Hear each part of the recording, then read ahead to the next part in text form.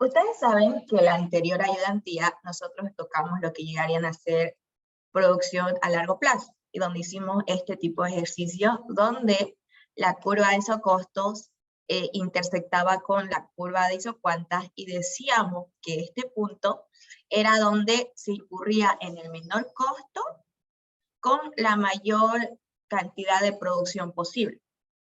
Entonces, aquí quiero hacer la aclaración. Creo que con un grupo de Elisa hizo la aclaración, pero con otros dos no les dio el tiempito. Así que la teoría de la producción y la teoría de los costos están estrechamente relacionadas, porque las isocuantas representan la producción de la empresa y la isocostos representa los costos que tiene la empresa. Entonces, cuando unificamos este tema, o sea, cuando lo interrelacionamos en nuestras palabras, es lo que ya podemos encontrar lo que llegaría a ser el punto donde se minimizan costos y se maximiza la producción. Entonces, este ejercicio en sí, cabe resaltar que cuando estaba yo avanzando la materia, Lisen lo tocaba directamente en teoría de producción a largo plazo. Lo que me dijo, que lo aclaré, que esto en sí se toca después de llevar lo que llega a ser la teoría de los costos, porque todavía ustedes se supone que en la teoría de la producción no estamos avanzando en los tipos costos que hay, simplemente niveles de producción, que el factor cae fijo en el corto plazo, que en el largo plazo tanto capital y trabajo son variables. Entonces, teoría de producción a corto plazo, diríamos, son las 3 etapas de producción, y teoría de producción a largo plazo sería la representación, lo que llegan a ser las curvas de isocuantas, que son las que representan niveles de producción. Y ocurre que la característica que sabemos es que mientras más cerca está del origen, es como que menor nivel de producción, y mientras más alejada del origen, mayor nivel de producción. Ahora, luego ya en los costos, en la teoría de los costos, nosotros llegamos a tocar lo que llegan a ser en el corto plazo. Tenemos costos fijos y costos variables, lo que ocasiona que podamos nosotros maximizar la producción cuando tenemos el menor costo posible, y las representamos, no sé si la descargué, representamos, un ratito, ahorita empiezo a compartir.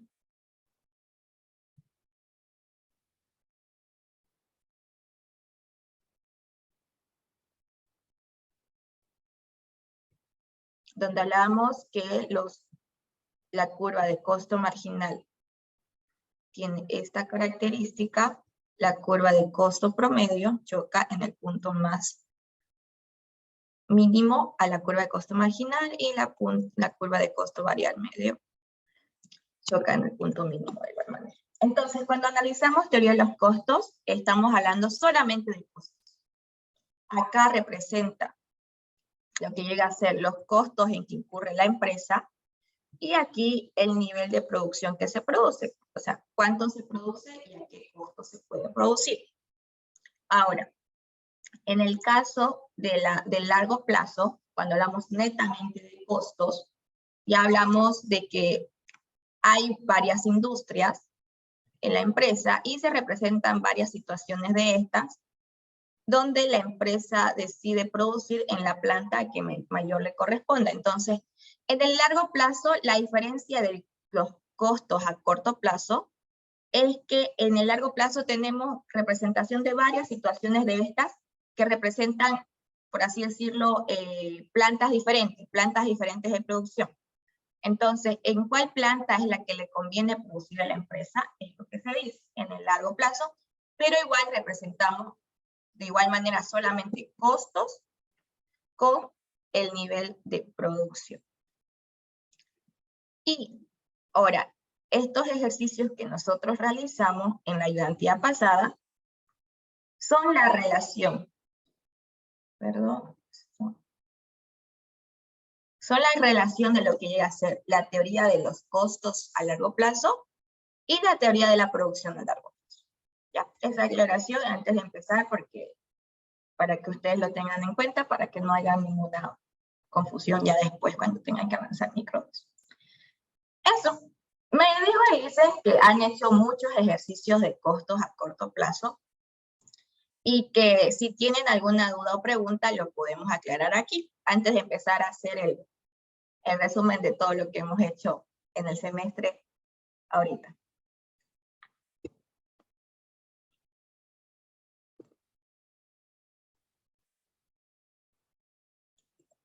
Me está diciendo que hicieron varios ejercicios, que ya si ustedes tuvieran alguna duda me la podrían hacer saber para poder aclararlo. Y también ya les comenté que vamos a intentar repasar todo. Así que. Un ejemplo del costo fijo medio. Costo fijo medio. Ya. Enseguida. Vámonos.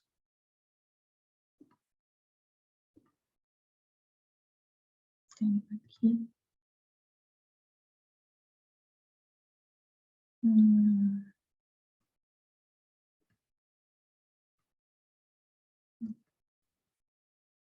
Un ratito ahorita.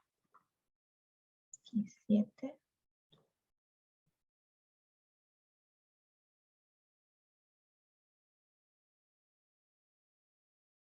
Nomás darse cuenta en el costo fijo, digamos, la variable que es el número que no esté con variable, ese es el costo fijo.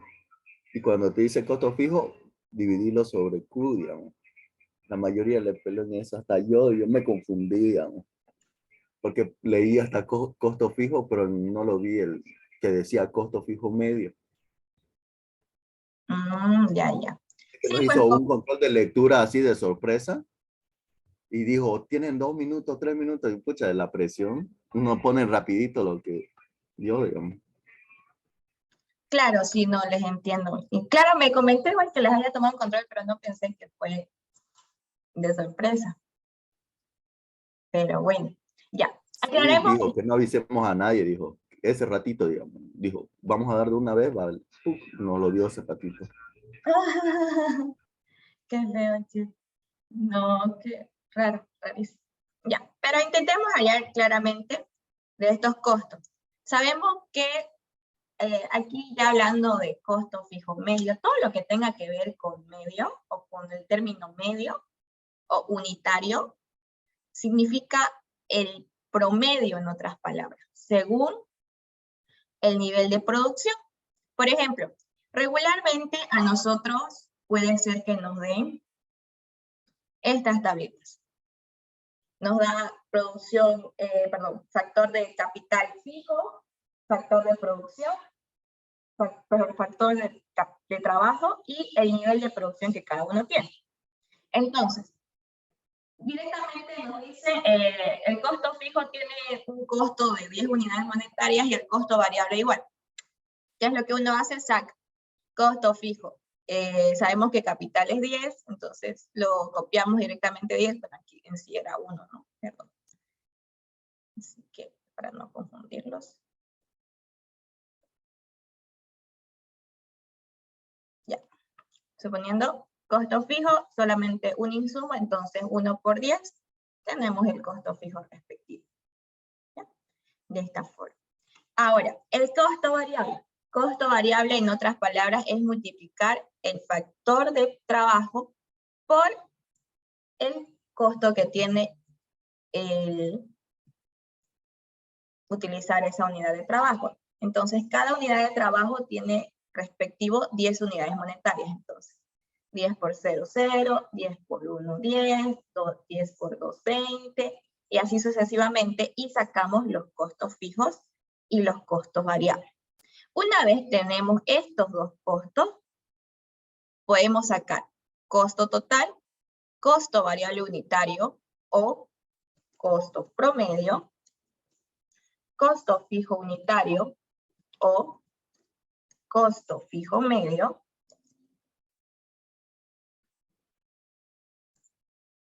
y costo total unitario, este es costo variable promedio, y costo total unitario o costo promedio. Y por último, el costo marginal. ¿Qué es lo que pasa aquí? Sabemos que la sumatoria de los costos fijos y costos variables es lo que llega a ser el costo total. Entonces, para sacar nosotros el costo total, simplemente sumamos aquí 10 más 0, 10 más 10, y listo. Ya tenemos el costo total. Después de esto, podemos sacar costo variable promedio, costo fijo promedio y costo total, o costo promedio en total, en global. Entonces, ¿qué nos dice eso?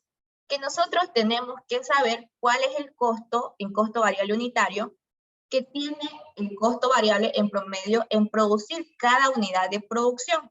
¿Qué es lo que pasa? A veces nos confundimos y trabajamos con los factor trabajo, pero sin embargo, cuando hablamos nosotros costo variable promedio, queremos saber cuál es el promedio de los costos variables que incurre cada unidad de producción. Entonces, tenemos que dividir el costo variable entre el factor capital, el factor producción, el nivel de producción de la empresa.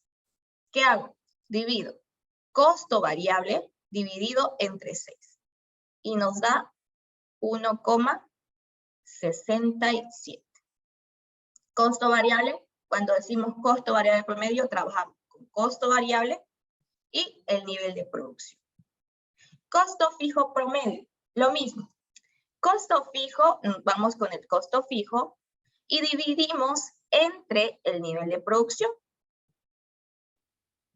¿Cuánto es el costo fijo promedio que tiene cada nivel de producción? Y decimos siempre que el costo fijo siempre va a ir disminuyendo, por el hecho de que es un costo fijo, es un costo que no cambia, y el nivel de producción siempre vamos a intentar aumentarlo. Entonces, mientras más aumente el nivel de producción, el costo fijo promedio va a ser más chiquitito. Porque, ¿qué es lo que pasa? Digamos, yo tengo, suponiendo algo fijo que puede ser, tengo que pagar, suponiendo, ay, no sé qué costo fijo, a ver, alquiler. Alquiler, sí. Alquiler. Entonces, no importa cuántos niveles de producción yo tenga, el costo va a ser el mismo. Supongo que pago $100 al mes.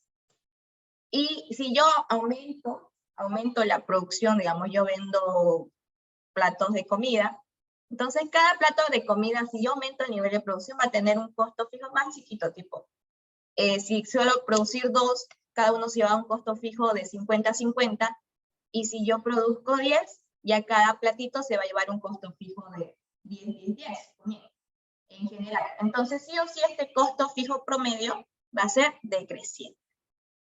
Y luego ya tenemos el costo total unitario o el costo promedio. ¿Qué es lo que pasa aquí? Hay dos formas de sacar esto. Una es que si yo estoy seguro que mi costo variable promedio, mi costo fijo promedio, directamente lo sumo y ya tengo el costo total promedio. Costo promedio en total. Y la otra forma es directamente dividiendo el costo total entre el nivel de producción. Puedo sacarlo dividiendo directamente esto, y se supone que si yo divido esto o sumo estos dos, me tiene que dar el mismo resultado.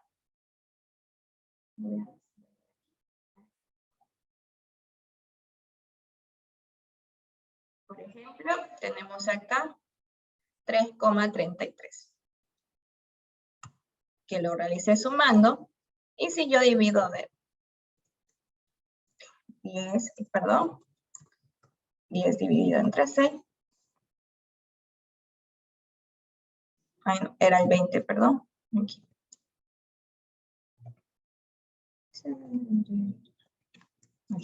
Estaba dividiendo el costo variable, era el costo total. Es el 20. 3,33. Tal cual me sale acá sumando a. Entonces, esas dos formas. Y por último, ya el costo marginal que conocemos hace referencia a cuánto es el costo que incurre producir esa última unidad de producción. Aquí, ¿qué es lo que pasa? Sí o sí aquí, cuando vemos, porque regularmente acá nos da factor capital, factor trabajo, y el factor producción nos los dan en diferentes escalas, por ejemplo, 6, 10, 15, 23, ya no aumenta de uno en uno. Entonces, yo quiero saber aquí, costo marginal, cuánto es que incurre en costo la última unidad que yo he producido. Entonces, con la combinación de capital 1 y la combinación de trabajo 1, yo produzco 6 unidades. ¿Qué quiere saber el costo marginal? ¿En cuánto costo incurre la unidad número 6 a los costos totales? ¿Cuánto es lo que se gasta en la unidad número 6 en producir? Y por eso es que nosotros realizamos de esta manera. Restamos costo total del punto en sí, menos el costo total del punto anterior, F26 menos F25, dividido entre 626, el 6 menos la producción anterior, el 6. Y de esta forma sacamos el costo que tiene producir la unidad número 6. A eso hace referencia el costo marginal, que me está diciendo en cuánto costo incurre la última unidad que se produce, y en este caso es la unidad número 6.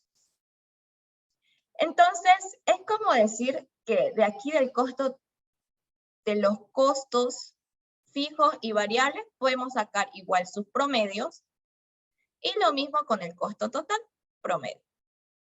Y el costo marginal, ¿cuánto es el costo que incurre esa última unidad de producción?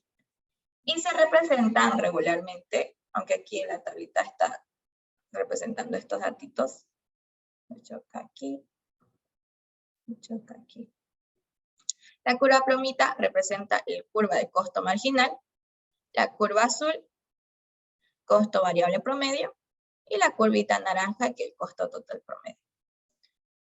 Cuando choca con la curva de costo variable promedio, es la que conocemos como el punto de cierre, y cuando choca con la curva de costo medio o costo promedio, es la que conocemos donde se maximiza el nivel de producción con el menor costo posible. Otra forma de representarlo es donde la empresa incurre en el menor costo con la mayor cantidad de producción. Donde quiere llegar la empresa para obtener su nivel óptimo. Entonces, eso, chicos, respecto a costo fijo promedio. En sí, ¿se entendió lo que quiere decir costo fijo promedio? ¿O hay dudas? Sí, se entendió. ¿Sí? Listo. Ahora sí. ¿Alguien tiene alguna otra duda, consulta antes de empezar?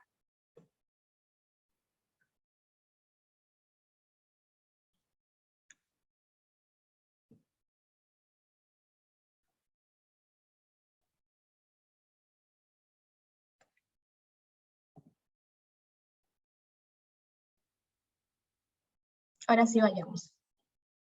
¿Qué es lo que hemos avanzado en todo este tiempo en microeconomía nosotros?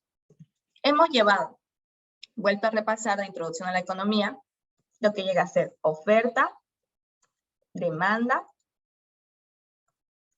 voy a hacer más grandecito, equilibrio de mercado.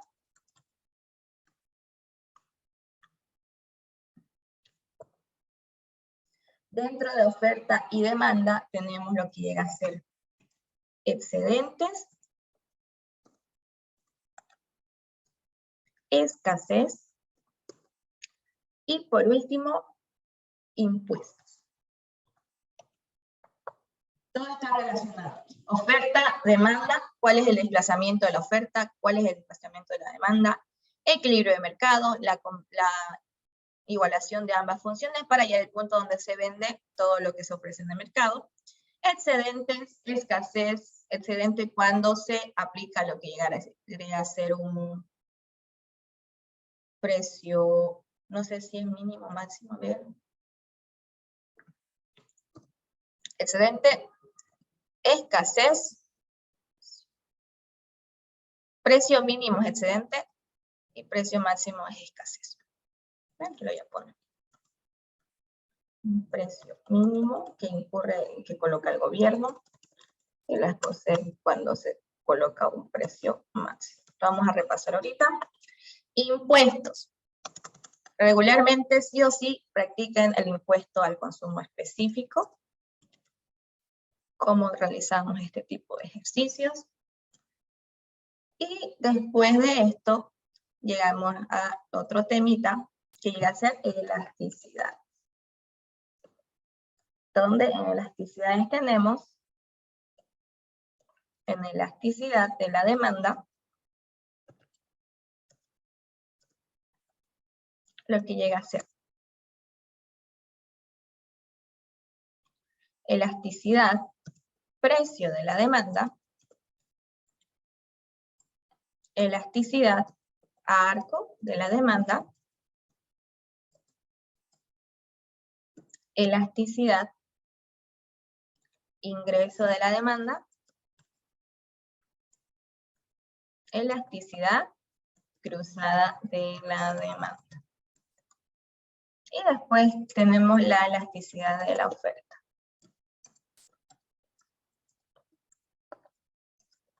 Todo eso con elasticidades. Teoría del consumidor. Llega a ser curvas. Tenemos dos teorías, pero casi no hemos hecho la de... Tenemos la teoría del enfoque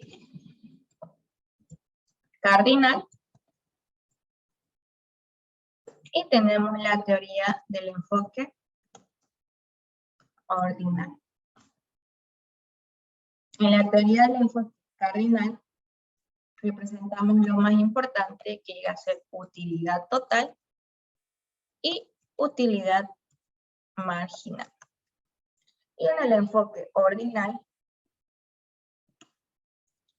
llegamos a tener lo que llega a ser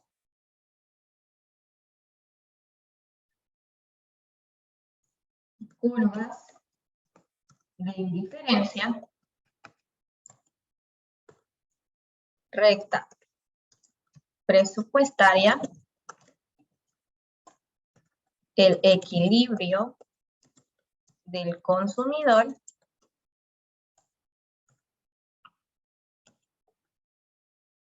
curva de ingreso-consumo, que va relacionada con la curva de E.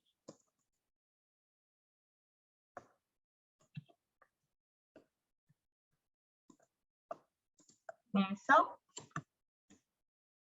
Y tenemos también la curva de precio-consumo.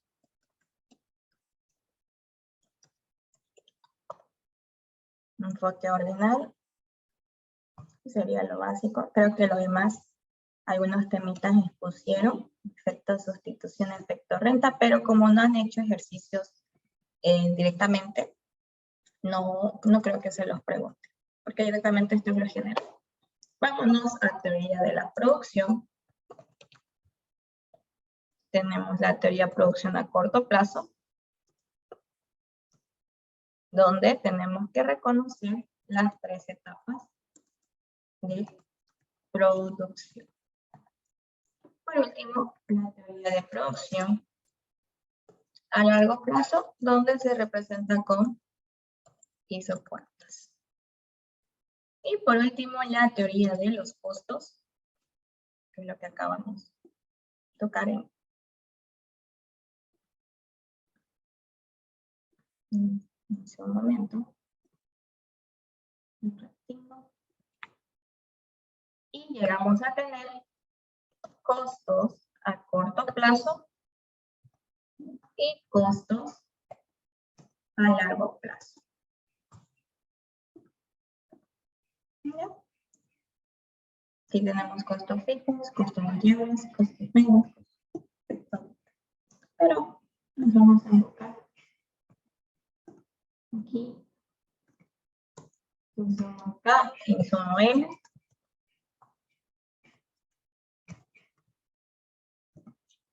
Y los costos corto plazo y largo plazo llega a ser de igual manera K y L, que nos permiten sacar costos totales costos promedios con costos marginales. Ya no sé, costos promedio, costo variable medio, pero en énfasis estos tres. Y largo plazo más lo tocamos. Regularmente lo básico que deberíamos haber aprendido es todo esto, es bastante amplio, pero no se preocupen si no se acuerdan ahorita, porque solamente estamos para repasar y saber qué es lo que hemos llevado todo este semestre en teoría en microeconomía 1. Ahora, vámonos desde el principio. El primer tema. Oferta, demanda, equilibrio de mercado, excedentes, precio mínimo, precio máximo, impuesto al consumo específico. Conocemos cuál es la característica de la oferta, cuál es la característica de la demanda. El equilibrio de mercado sí o sí nosotros lo hallamos cuando se iguala oferta, la función de oferta, con la función de demanda. Sí o sí. Excedentes, precio mínimo, escasez, precio máximo. ¿Por qué decíamos esto? Vamos a recordar un poquito. Esta va a ser la demanda y esta va a ser la oferta. Un precio mínimo se lo establece cuando se supone que el precio de mercado no está abasteciendo a lo que llegan a hacer los productores, es decir, los productores lo ven muy barato el precio en el equilibrio que se está vendiendo su producto.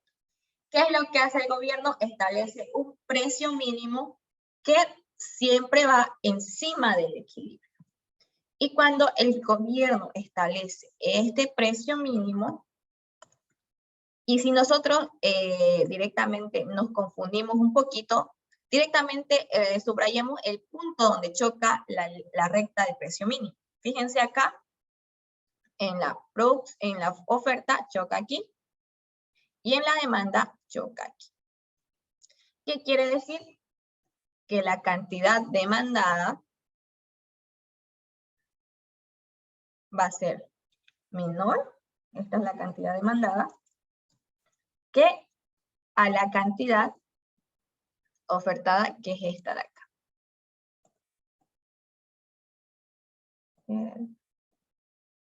Esta de acá, ofertada de X. Precio mínimo. Siempre el precio mínimo arriba del equilibrio. Precio máximo va debajo, sí o sí, del equilibrio. Y si se dan cuenta, aquí cambia lo que llegan a ser los papeles de demanda y de oferta.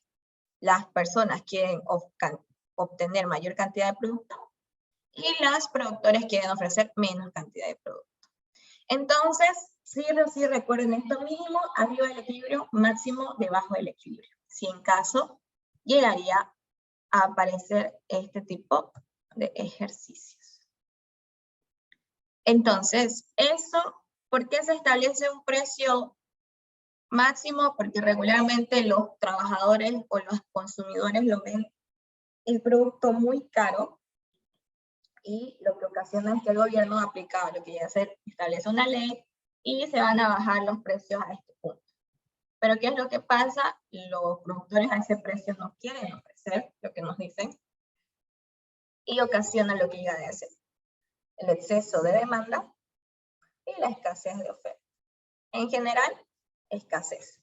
Arriba, excedente. Vámonos a impuestos. ¿Qué es lo que pasa en impuestos? Impuesto de consumo específico. Nos dan, en impuestos, siempre nos dan, chicos, si tienen alguna duda me cortan, porque si estoy yendo muy rápido para aclarárselas ya.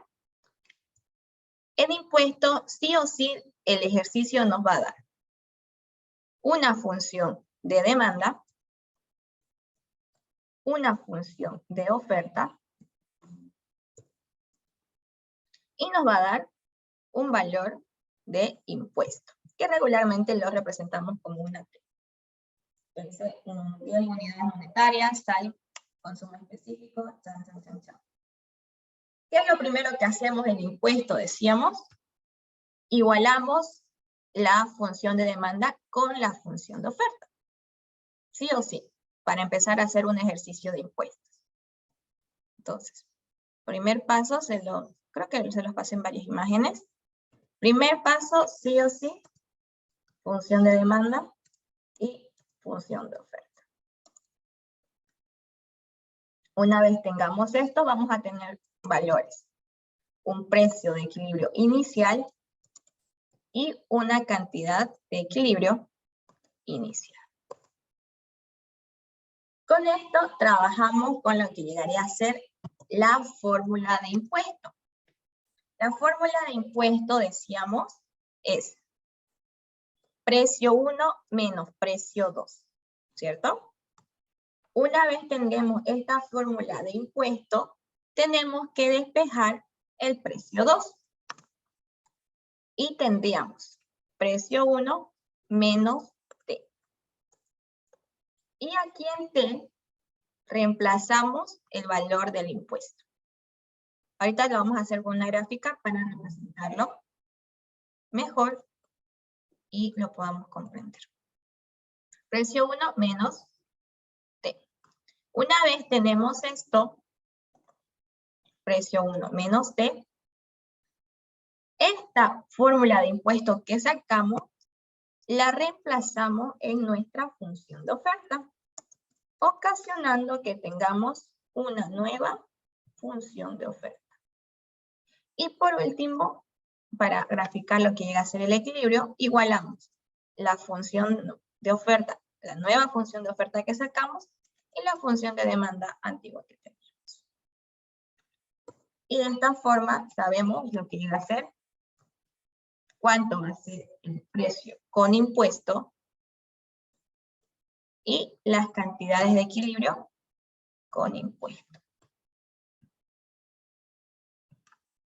Ahí se regula, ahí se pasa. ¿Qué es lo que pasa entonces? Nosotros, primeramente, sacamos la situación de equilibrio. Ubicamos este punto. El del centrito, ¿ya? No es cierto. ¿Y qué es lo que pasa? Después tenemos que aplicar lo que llegan a ser el impuesto. Ese impuesto de consumo específico lo tenemos que reemplazar en la función de oferta porque directamente al que le afecta es al productor, el impuesto que exige el gobierno. ¿Y qué es lo que pasa? Entonces desplazamos la oferta, ocasionándola que ésta disminuya y regular, y lo que pasa es que se desplaza hacia este ladito de acá. Y aquí tenemos lo que llega a ser este nuevo precio y cantidades de equilibrio, donde nosotros lo identificamos como, cuando sacamos el resultadito, nos dice precio 1 y cantidad 1. ¿Qué representa este precio 1 y cantidad 1? El precio que va a pagar el consumidor y la cantidad que recibirá y que se intercambiará en el mercado. Precio 1 siempre es el precio que recibe el consumidor porque es el precio en el que se está ofreciendo al mercado. La situación de equilibrio inicial, que nos dice qué es lo que pasaba cuando no había impuesto, lo que se conoce como punto de equilibrio inicial, lo voy a colocar aquí. Y aquí lo importante igual, ¿de qué nos sirve identificar estos dos puntos? Que cuando tenemos aquí un nivel de producción que se distribuye en el mercado, cuando vemos que choca esta línea para saber las cantidades de producción intercambiadas, cantidades intercambiadas en el mercado, aquí donde choca a nuestra curva de oferta es el precio, agarré un cuadrito.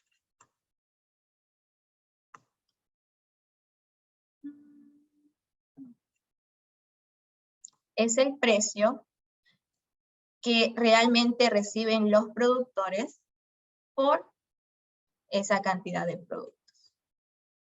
Y lo conocemos como el precio 2. Cuando nos preguntan,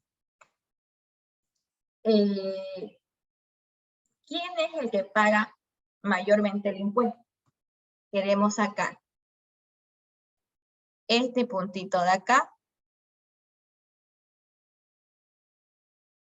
para compararlo con este otro puntito de acá. Todo este rectangulito que vemos aquí, todo completo, es lo que se lleva al gobierno por aplicar este impuesto en el mercado, que es el valor de T.